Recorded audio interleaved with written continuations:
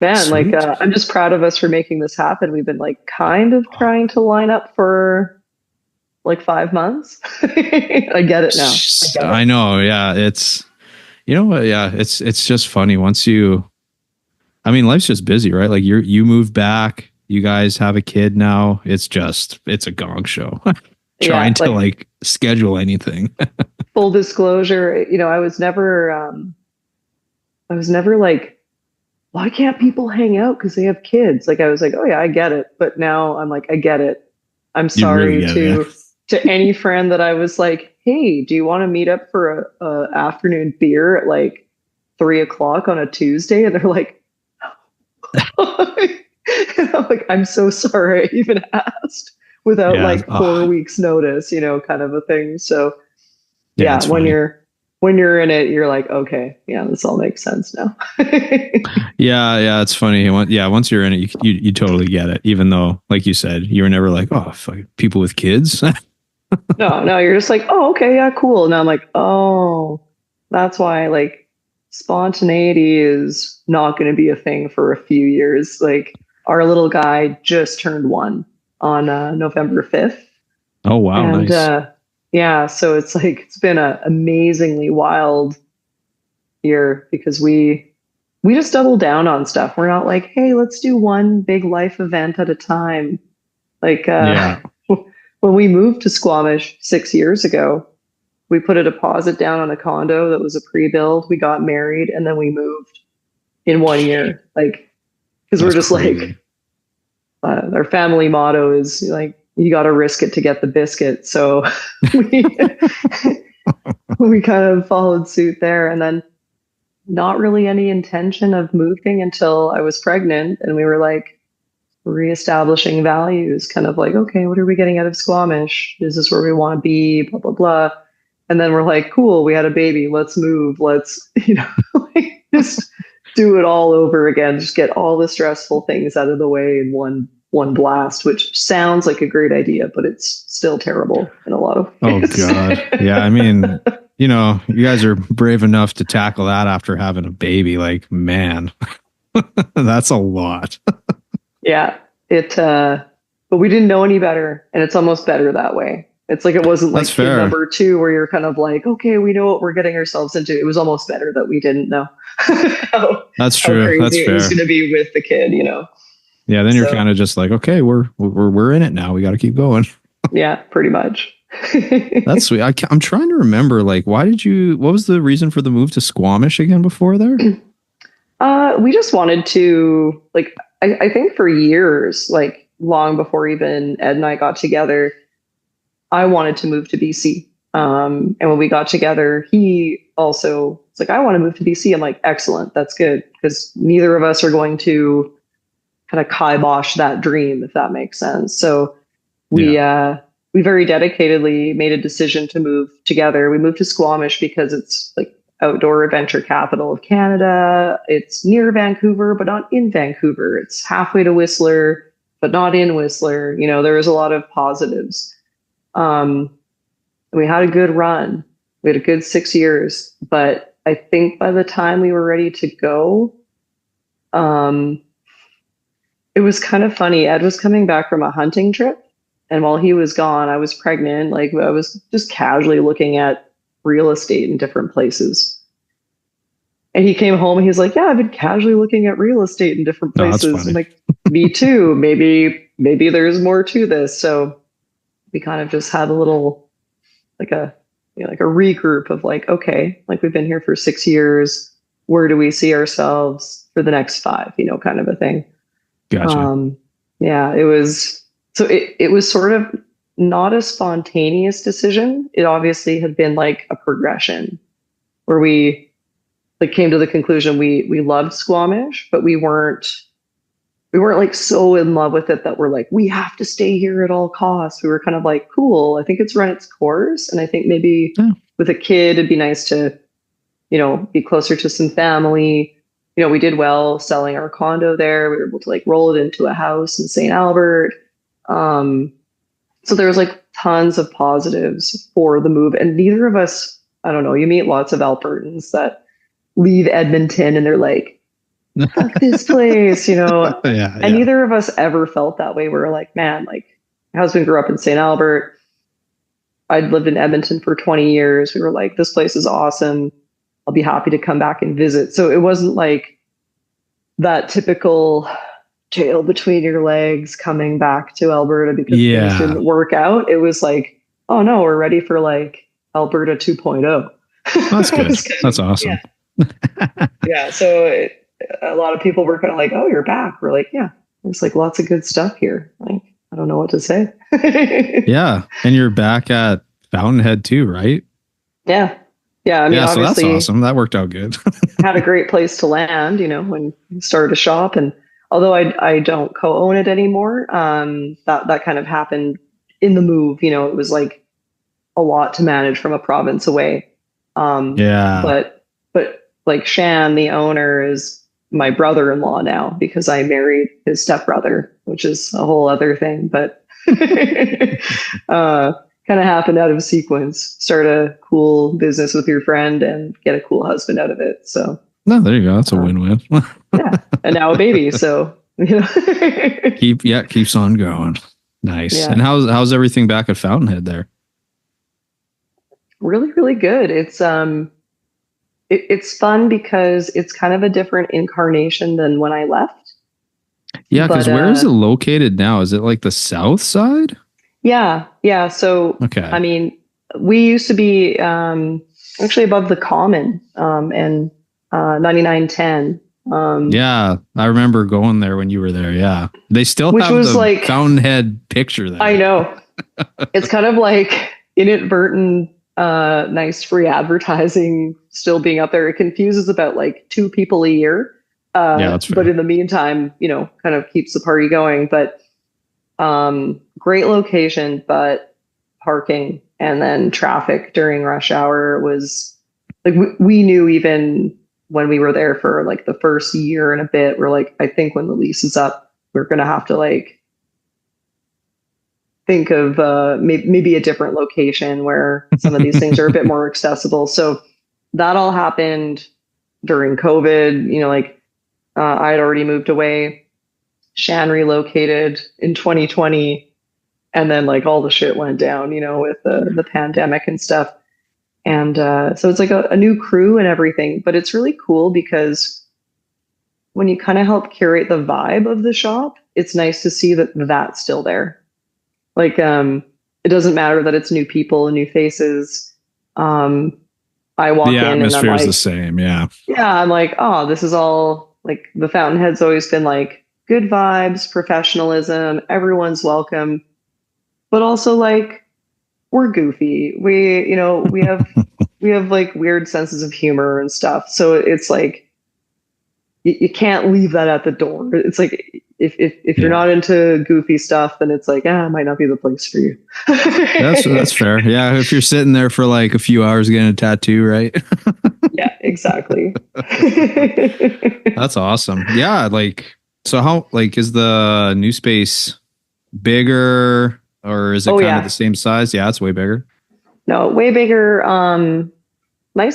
Nicely laid out. It's like still open concept, but there are a couple of private rooms, and then there's like a staff area upstairs where it's sort of like a loft that overlooks like the main, you know, kind of action. So then it's kind of nice, like, you know, if you're eating lunch, you're drawing, you're waiting for clients or something, you can kind of go upstairs. There's like a whole kitchen drawing and like easels. You can hang out there and paint or, you know, kind of set up shop to do anything artistic you could possibly think of. And then still be able to kind of like peek over the little balcony and be like, oh, my client's here. Awesome. I'm going to head downstairs and go see them. So nice. Yeah. Bit of a drive for you, I guess, though.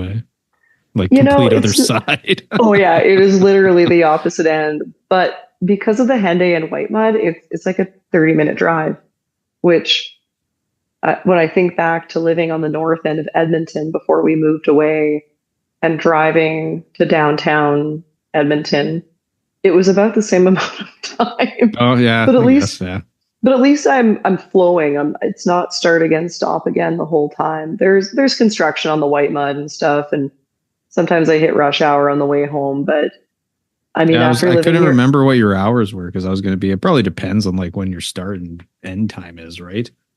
yeah, I'm kind of in like new mom territory too. Like I'm back to Yeah. work 4 days a week, and I'm often there from like 11 till 3 or 4 ish. I don't book a lot of. I was gonna say I never stay late, but I like to be home. I like to be like there for the little dude's bath time and tucking him in, and all of that kind of stuff. So Yeah, of it's course. I'm leaving at weird times, but man, after living close to Vancouver and then like the traffic that would come up the highway to Whistler coming through Squamish, I'm just like, this is still baby rush hour. Like it's fine. Like it's like maybe an extra 10 minutes max. It's not like devastating where you're like, oh God, it's gonna take me 45 minutes to go a block and a half or anything like that.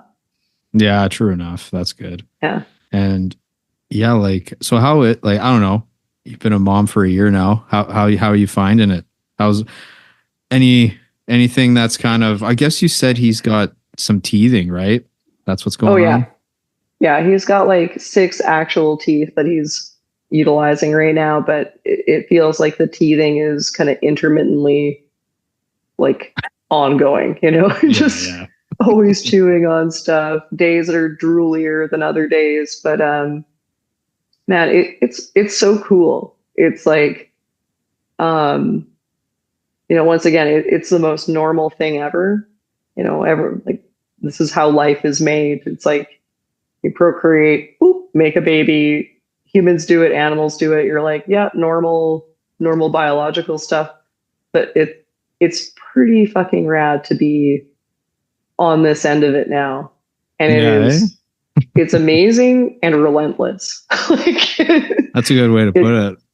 it's like it's not even that the stuff you have to do daily is hard or super taxing, but it's just ongoing. So Yeah. it's like new respect, especially for people that are doing it on their own or Oh yeah. have a partner that's like gone to work all the time or something. Like Ed and I are in a unique situation where we get to really work as a team, like raising him.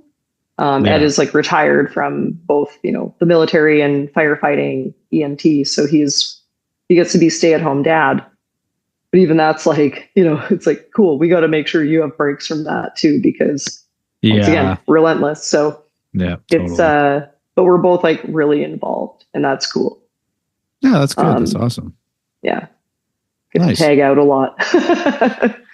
Yeah, no doubt, right? Like, Yeah. and yeah, and make sure, say thanks to Ed for me for helping you out so we could do this. Oh, totally. And I mean, like, we have like a little system anyway where we take turns. Like each night, it's sort of like, okay, it's my turn to like, if he wakes up through the night, I have the monitor by my side of the bed, and then the next night it's he tends to him. So we kind of like ensure that both of us actually get to sleep and Yeah. and get a little bit of a break from it, and that goes a long way too. So yeah, once again, very fortunate for the system we have in place, and especially knowing how hard it is even with that. It's like, whew, kudos to those people Yeah, doing they're this just doing on their it own nonstop. or Yeah. yeah, it's a lot, but it's so cool.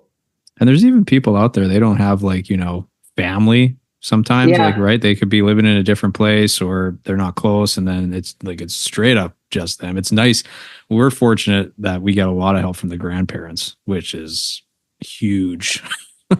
We get help, but like there's also there's like a stark reality that we had to acknowledge, and we acknowledged it even before we moved back. But like when I was a kid, my grandparents were like my age now. They were like in their God. late 40s or early 50s or something. Yeah, true enough. Where I'm 42 with a 1-year old, right? So all the grandparents are in their like late 60s, early 70s, and so there has to be kind of like realistic expectations. And he's a maniac. Like Archer is awesome. He's such a like there's all like the boy mom memes and stuff, and you're like, oh yeah, little boys are Yes. maniacs, and nothing can prepare you for like just the feral, wrestling an alligator, getting a diaper on them or something. Just the confidence, but no self-preservation. Like, it's just, you're always catching them from like just being a lemming off the couch or like eating something or who knows. So like expecting like your, 74-year-old grandpa or grandma to like watch him for like a weekend or something. We're like that's a huge ask. Right. So yeah, true enough. So we're like in a comfortable place where like grandparents are involved. They can like, watch them for a couple hours or like this or that, but we don't put them in position. Like, let's not set anyone up for failure here because it's high stakes. It's our kid, right? Like, yeah, true enough. But he sleeps well through the night and everything now too. So, we've even had like Ed's sisters come over and, just kept an eye on the monitor so we could go out for dinner together for our like second date ever since he was born, kind of a thing. So yeah, it's that's funny how you're really, just like, oh my God, it's been forever since we did anything. Yeah, you're like, I think I'm in a little group chat with everyone from work, and it's like, oh, we have some, tickets for the pre-screening of Gladiator 2 if anyone wants. And I was like, leave the house at night? Like, who does thank that? You. Yeah. Like, just give them to someone else. It's fine. Yeah, that's true. It's funny how things change because I don't know. I'm still kind of like a night owl, but Christy, she would stay up, a little late usually too. But nowadays she's just like, it's like 8:30. It's time for bed. I was like, God damn it.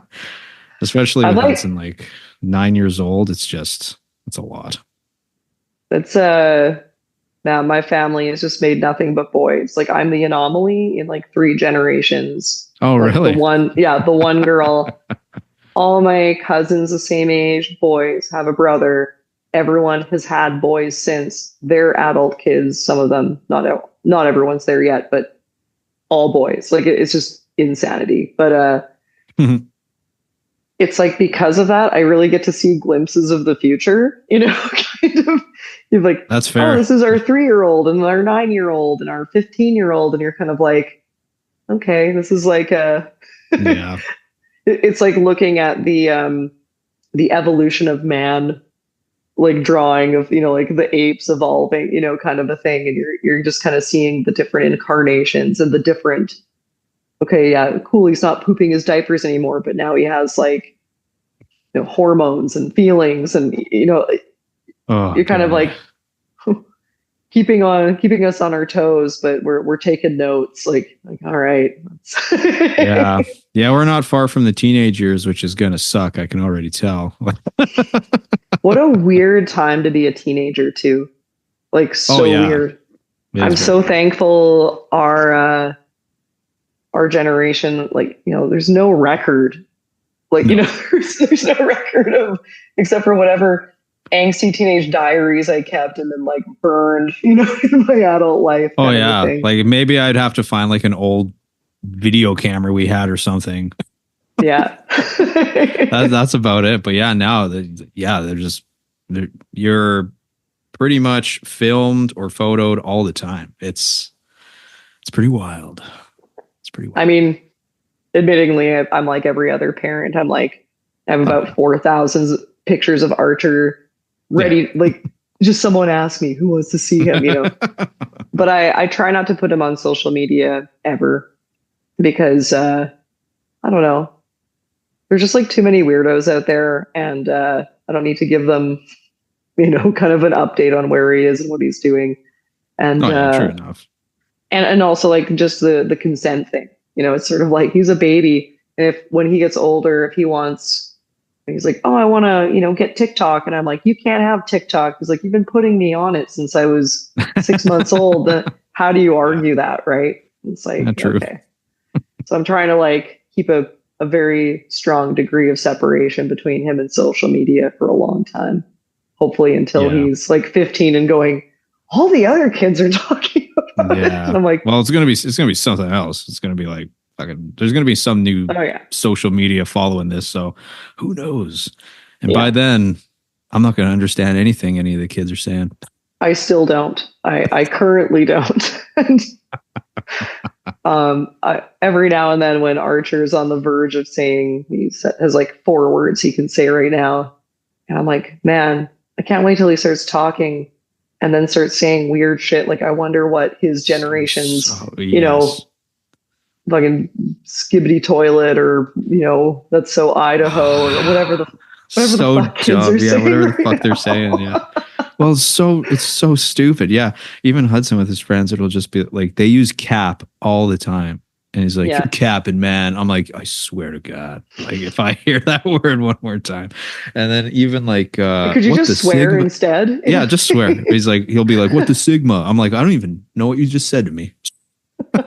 Like, yeah, they're like, I guess they have words that are their own, like they've created his generation. And it's just like, this is so insane. And I mean, I get that it means the dumbest things too. Like it's the dumbest word, and it means like something that you're like, okay, I don't understand how you created that word for that, but whatever.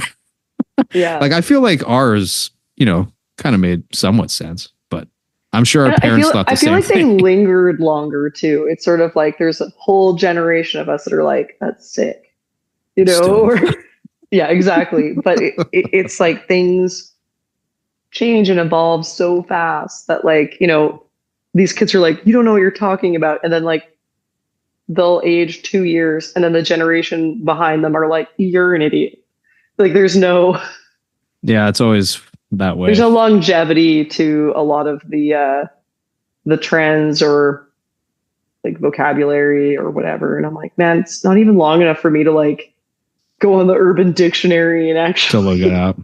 It's already obsolete by the time I've like, I'm like, do kids still dab? I don't know. Like, yeah, right. Like as soon as you're kind of caught up, they're like, that was like 10 years ago. And you're like, oh my God. Okay. I'll give or up. More specifically, that was like 8 months ago. You're like, okay. Yeah, true enough. Okay, child. Like, yeah, it goes by way too fast.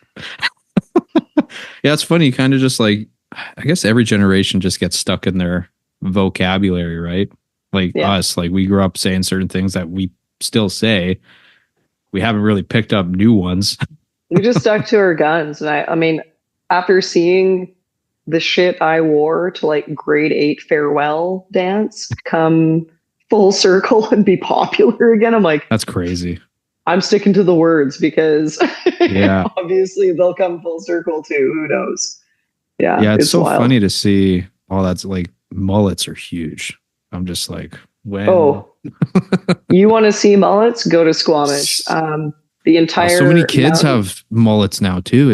I'm like, damn. Well, it's like mullets and the broccoli tops, like the yes, God, the stupid broccoli tops. Yeah. The young kids getting the I mean, whatever, do you, homie? But like, it's wild to, I'm trying to, every time I see like a new trend with kids now, I'm trying to think back, like, okay, what was cool when like we were 15? And I think of like the Caesar haircuts, like when. Oh yeah, I remember having this. Oh fuck. Yeah, I look at old yearbooks and I'm just like, that was the stupidest thing.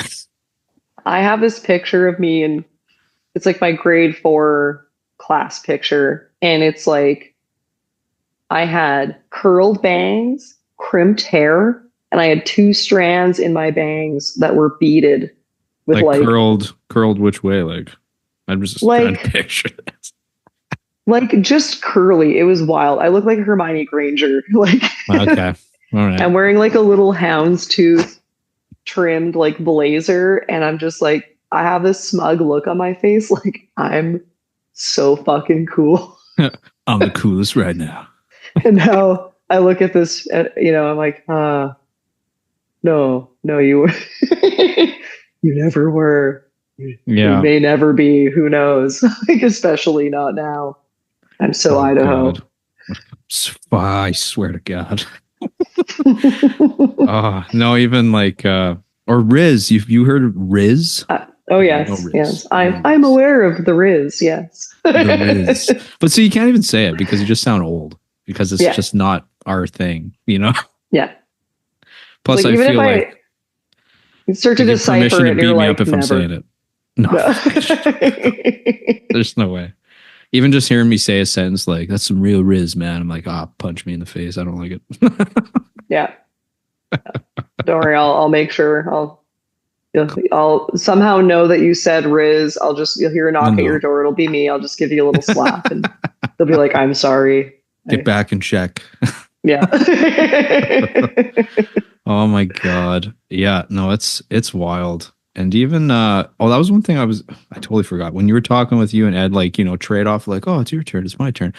It immediately made me think of like How I Met Your Mother. Like, are you guys gonna be you think you'll end up being like Marshall and Lear? It's like we never keep score, and then it just changes. It's like scoreboard. That's funny. I feel like we're really good at that. Like, and it's funny that you bring up How I Met Your Mother because it's going to bring me to a very interesting point. And like one of the reasons we kind of, well, not a reason we left Squamish, but like weighed in like the pros and cons list, right?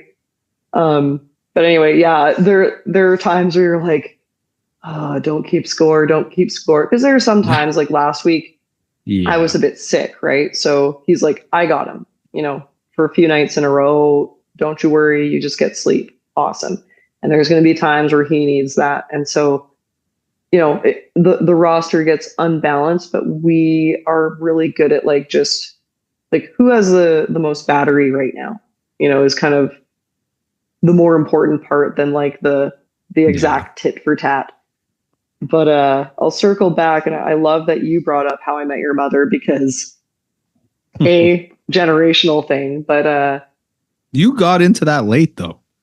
I did so late, like probably like a good at least 5 years after the show had ended.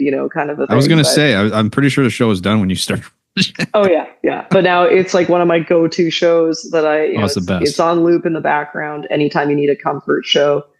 Yeah. But when we started kind of analyzing, like, hey, we're in Squamish now.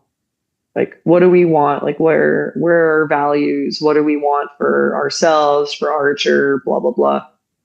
We had to take into stock that we were like, when you live in a place like Squamish, I'll just say it's not Whistler. Whistler is, beyond party town, right? Like it's super transient. You have both the rich and not rich, like from all over the place coming there. And it's just like, I'm living outside of reality. So Yeah. Squamish, however, has a huge population of people that are like adventure seekers. So they're snowboarding, they're backcountry, everything. They're rock climbing, mountain biking, kiteboarding, all this stuff. So you have these kind of adrenaline junkie groups of people that are like, we'll just say the general population of Squamish is a lot of really fit 30-somethings that are like aggressively single. Oh. And like the dating pool there is horrible. Like I know this just from our friends who were trying to like meet people. Everyone is sort of like, I'm here for a good time, not a long time. Like everyone's in situationships. Okay. Like everything's just so. Yeah, and then we're like the Lily and Marshall of the group. We're like nice. We're like married. We want to start a family. Fuck yeah, like we like to have fun with everyone, but like we're not. The whole in the place same, is friggin' Barney Stinson, like. A little bit, yeah. Somewhere between Barney Stinson and when Ted is like on a tear, Nice. And so we were kind of like that's fine. Like, not all of your friends have to be on the same page. But man, even when Archer was born, you're at home. It's like, okay, I'm pumping every 3 hours and we're getting used to this new routine. And people are like, do you want to go to a rave in the woods? And you're like, no. Like, I didn't want to go to a rave in the woods before this, but like I definitely don't want to go now. Do you want to go to a rave in the woods? So, part of it is sort of like, what's the environment here? There are a lot of people raising kids there, but it's like, Yeah. There's so many people moving to Squamish, but there's little infrastructure. So it's like cool if you want to get them into mountain biking, great. But if you want to get them into like a swimming class or like an art class or anything, even like they haven't updated the schools or anything for a long time. They started thinking like by the time they really catch up to the population, he's going to have missed out on so much shit, you know? Yeah. True enough. And so we really started thinking about him and like our family, like our little team, right? We started thinking about what would be suitable for that. And coming back to the Edmonton area was like top on the list. And we decided on St. Albert just because it's like Edmonton adjacent, but like it's smaller community, you know. But like I said, Ed grew up here, and it's a community where it's like, yeah, property taxes are a little higher, but it's also, you see those dollars really roll back into the community. There's tons of trees, tons of trails. It's kind of like a nice balance of like outdoorsy stuff. And then, you know, between Edmonton and St. Albert, all of the activities you could possibly want your kid to have access to growing up. So when they want to try new shit, it's available, you know? Like, yeah, true enough. Yeah.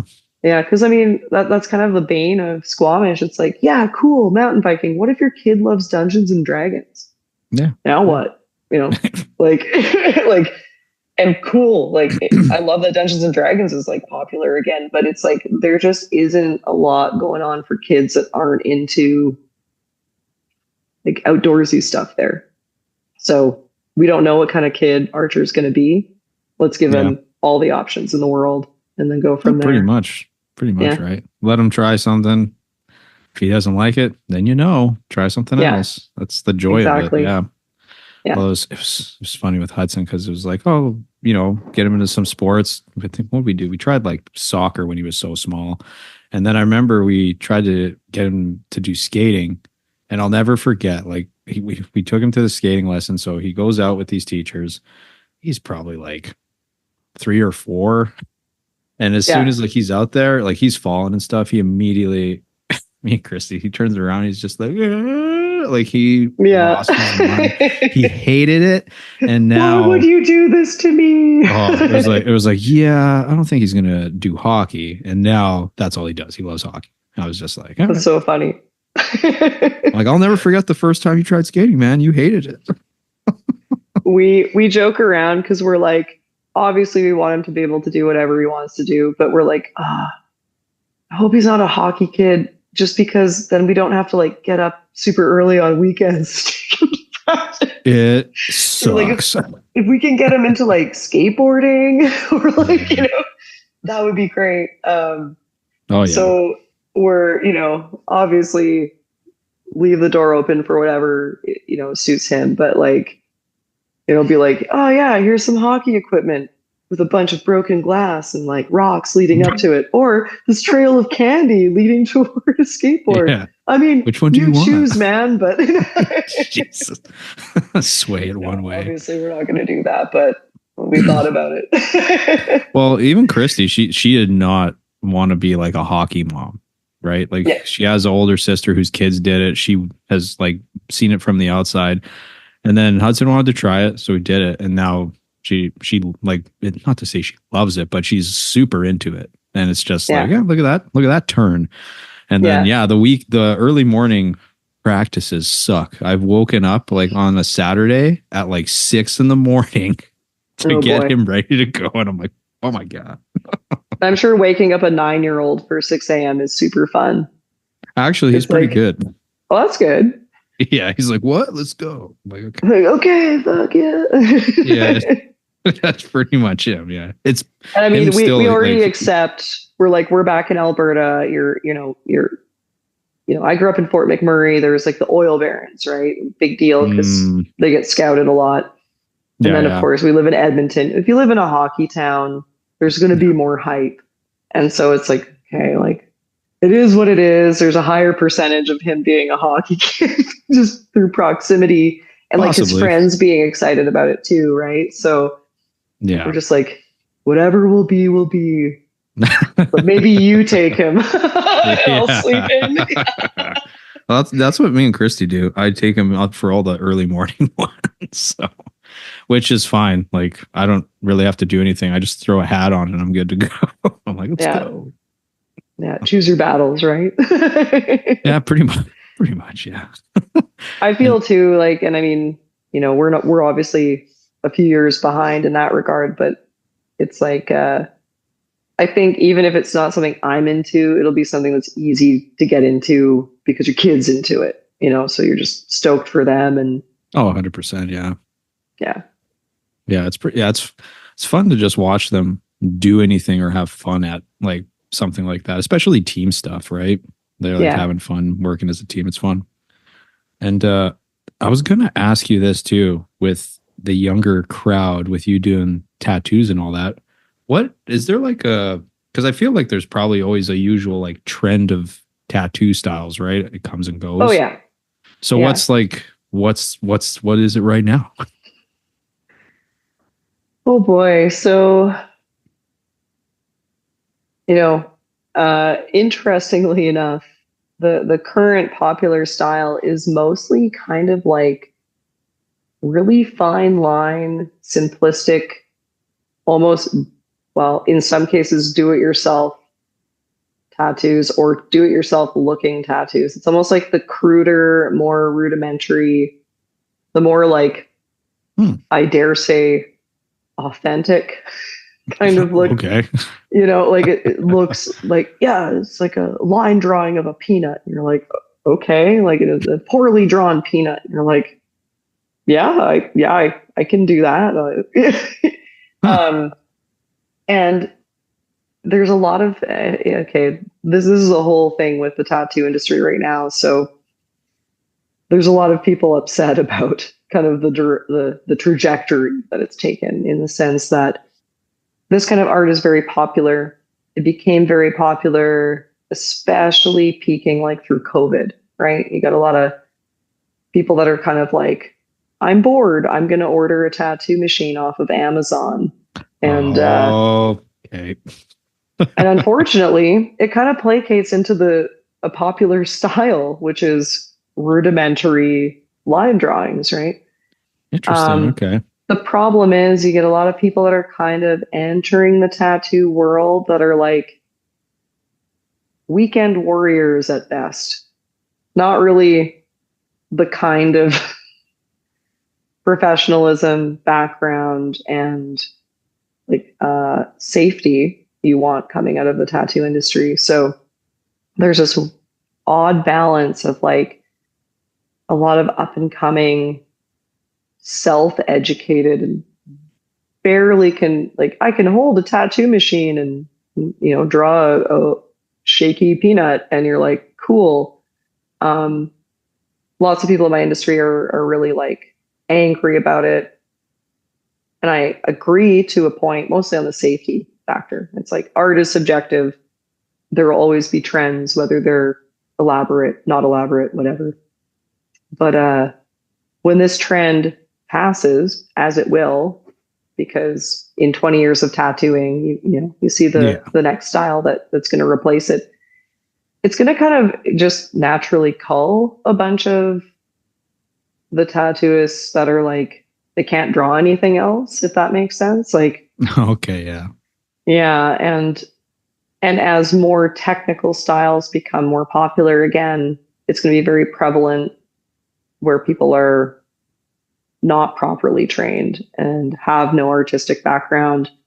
And I think it's going to be sort of like conservation laws, like with animals, where, it's like eventually it's like there's not enough wolves, so then there's too many deer, and then the deer eat everything, and then a bunch of them starve because there's no food. And then those numbers go down, and then the wolves come back. Like it's kind of like that in a weird, fucked up tattoo way. But the amount of people I've covered up in the last 4 years, so many tattoos where it's like, oh, I did this myself. And I'm like, yeah, I could can see that. Yeah. And a lot of like, like, oh, I got this done by my friend in a van. Same thing. Totally could have pegged it, kind of a thing. And So it's frustrating in one sense to see kind of a, I guess like a uneducated or non-professional like confidence, kind of some people coming in. But also I'm like, well, I also know a lot of tattooists that wouldn't do small little tattoos and kind of fucked them off. And, it's like someone will come in like, I want an outline of a heart on my wrist. And I'm like, okay, I can do that. I can do a great job of it, give you a nice experience, send you on your way. Win-win, like I get a little money for it. You walk away with a good tattoo. I almost feel like in a weird way, tattooists almost by turning this stuff away have now created a market for these kind of like fly by night, okay. weekend course tattooists that, like, oh, I can kind of pick up a machine and draw a line. So it's like, well, if you would have just done the thing, yeah, maybe, there wouldn't be this market for it. Yeah, it's interesting. It's a very interesting time for the tattoo scene right now. I think there's a lot of uncomfortable tattooists. You have to like work a little harder to maintain clientele. You have to market yourself more using social media. And it doesn't mean, doing TikTok dances or anything, but like, yeah, you have to stay on top of it to not become a dinosaur, as every generation does with whatever new fancy fadangled thing is part of it. But yeah. Yeah, that's true. I was actually going to ask you about that too, because I feel like you have done a pretty good job with like, putting your art up with like Instagram, doing stories, doing all that stuff. Like, did you find that pretty easy to do, or did you feel like you had to force yourself a little bit to do that more? A bit of both. It doesn't come super naturally. I feel tattooists about 10 years younger than me have grown up with social media and like the internet the entire time, kind of a thing. Yeah. And so you can definitely see there's a generation or even just people that take to it. They're like, oh, I like this social media stuff. They're posting stories or doing the things, they know all of the, the audio clips that are like, really, really on the forefront and, tons and tons of views and uses. And I'm like, I could do better, but I think I do okay, if that makes sense. Like, yeah, I try to only do stuff that I have fun with. So I'm not like feeling like a dancing monkey, Yeah. It's like, you will not see me doing a TikTok dance. You might see me doing dorky shit and things that I think are like personally hilarious or entertaining, because like I can commit to that, I don't mind providing content that I find entertaining, but like, well, plus you're being yourself that way too, right? You're not. Yeah. It's like, I get that, weirdly, it's like, yeah, I just want to show up and tattoo and do the fucking thing and not have to be a videographer and, a content creator and, like, hey guys, like, let me market a thing and like the weird like fingernail tap that like influencers do on everything. I could fucking shoot myself in the face most of the time I see that. But like, but also I'm like, hey, 20 years ago, it was weird when tattoo shops, like barely any tattoo shops had websites. And now if you were looking for a tattoo shop and they didn't have a website, you'd be like, sketchy. That's fucking sus, So I'm like, this is the next phase in that. And it's like, you can cross your arms and be all, old man yells at cloud about it. I feel like that's like all the Simpson quotes are like something that we all as a generation were like, old man yells at cloud. And people are like, what the fuck are you talking about? Or, yeah, what's wrong with you? Yeah, sleep. That's where I'm a Viking, oh my God. Yeah. But it's like, you can be mad about it or you can adapt. And it's like, social media isn't going anywhere. You can choose how to use it, how much you want to use it. But the reality is it is helpful. It's another tool in your toolbox. And and people kind of like want to know like they want to know you. Like Yeah. it's not no longer just about the art. It's like if they feel connected to you or like they know something about you, it makes them feel more comfortable coming to see you. Yeah, And that's true. like Shan always like we chat obviously about business stuff like quite a bit. And you know, he's like, you have like an insane client loyalty. Like even as I've come back after 6 years and you know, like I'm rebuilding clientele, it takes time, even though I've lived here before. It's like you disappear for a few years, you got your work to do. And that's okay. I'm humble about it. I'm not like sitting back on my laurels expecting, you know, to be like I am Xerxes, you know, being like carted in by my slaves or anything like that. But Yeah. it even the amount of people that are still getting tattooed at the Fountainhead that like were clients of mine that are still getting tattooed by other people that work there. And then they're like, oh, you're back. Like, you know, it takes a little while for word to get out. You can use social media, you can do all the things, but it still takes time.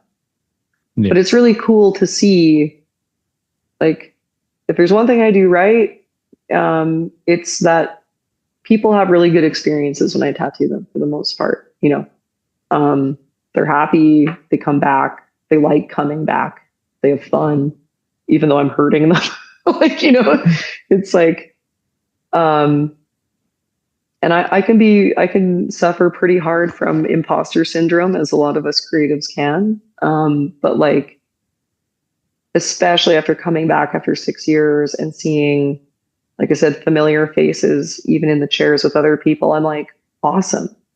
I do know some stuff about this, you know, like yeah. It's like, I like creating those relationships. It's easy because I enjoy it. And then it shows, you know what I mean? Like it's very much like a collaborative experience rather than someone just being my canvas, if that makes sense. Yeah, that's true. Yeah.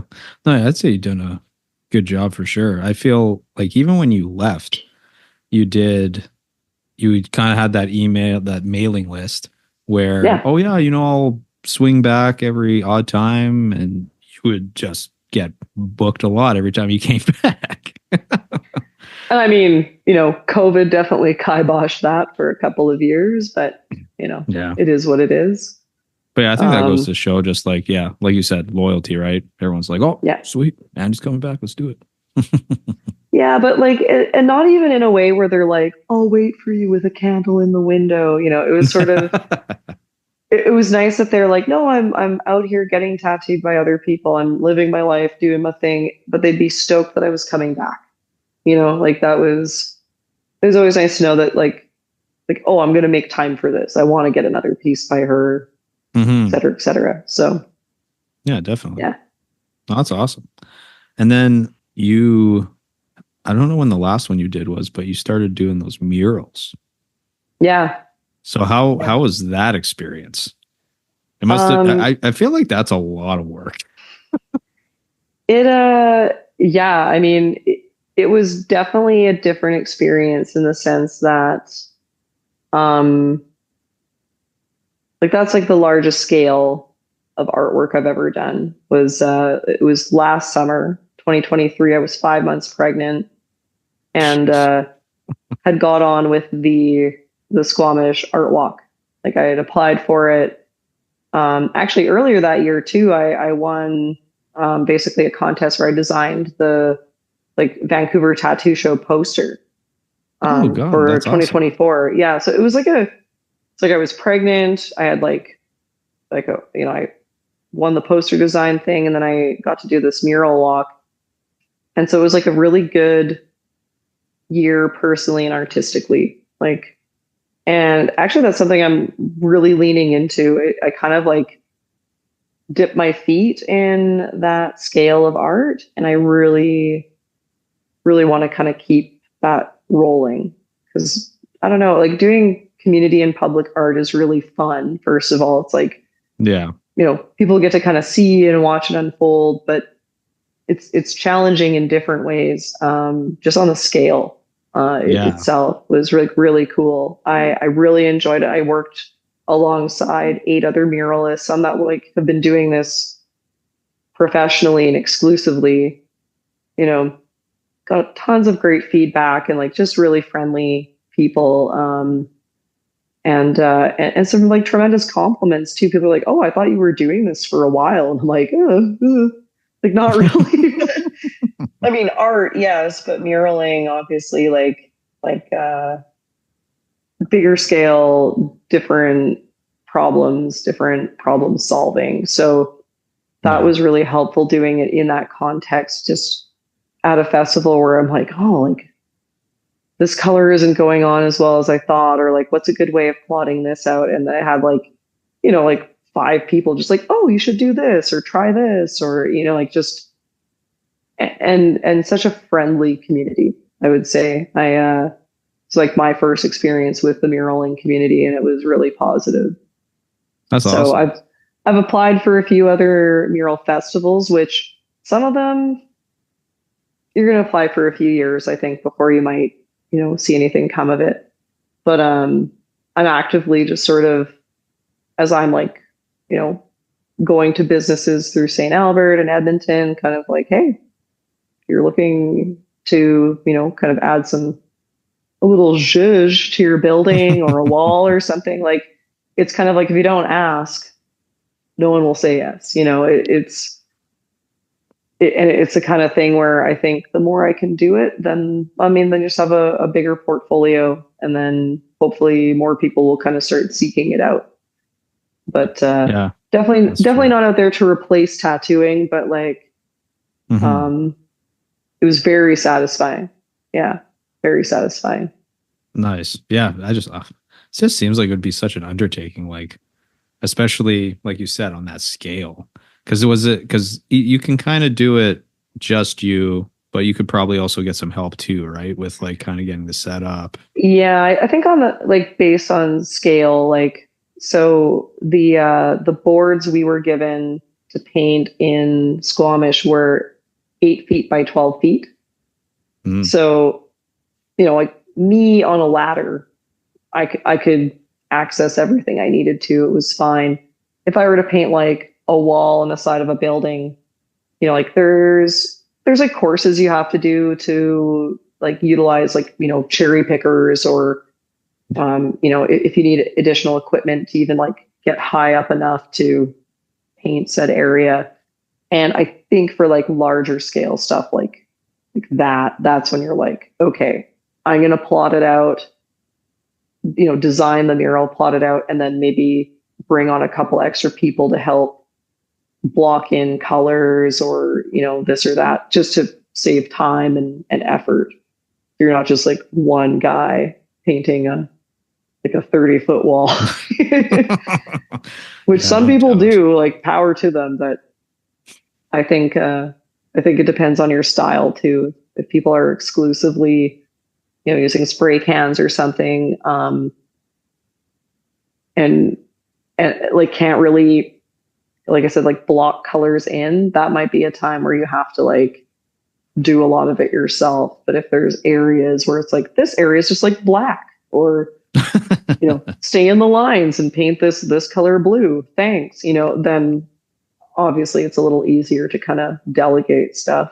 But yeah, hoping to see some more of that lineup for 2025. There's a few pieces on the horizon that are in talks. Obviously, until they're happening, I don't like to be like, I'm going to do this. It's like, oh, well, when I'm painting the wall, then I'll be like, okay, I'm doing this. And, yeah, true enough. Yeah, hopefully you get to do something like pretty sweet here. That'd be awesome to check out.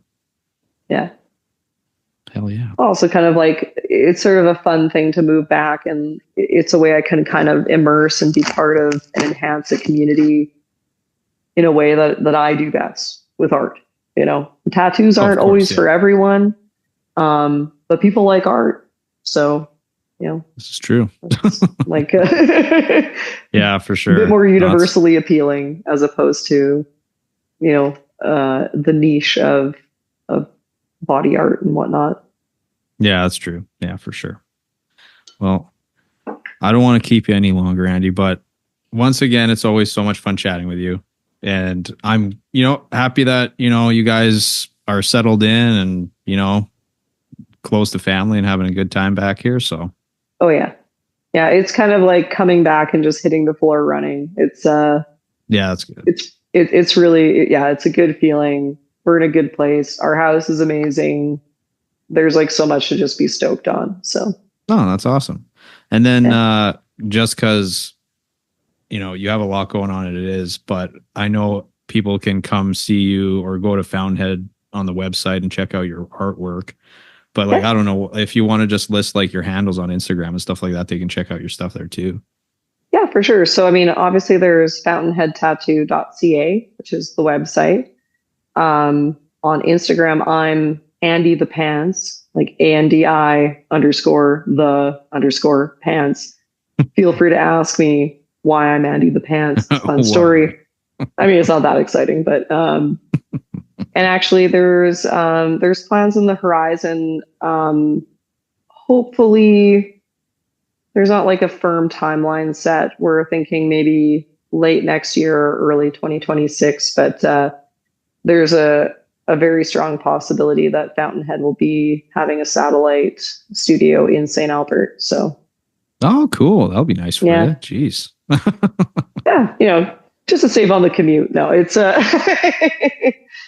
it'd be really fantastic to kind of bring all that love and energy that we've started at the Fountainhead there, and kind of be able to offer that, like literally spanning from one end of Edmonton to St. Albert. Yeah. Super rad.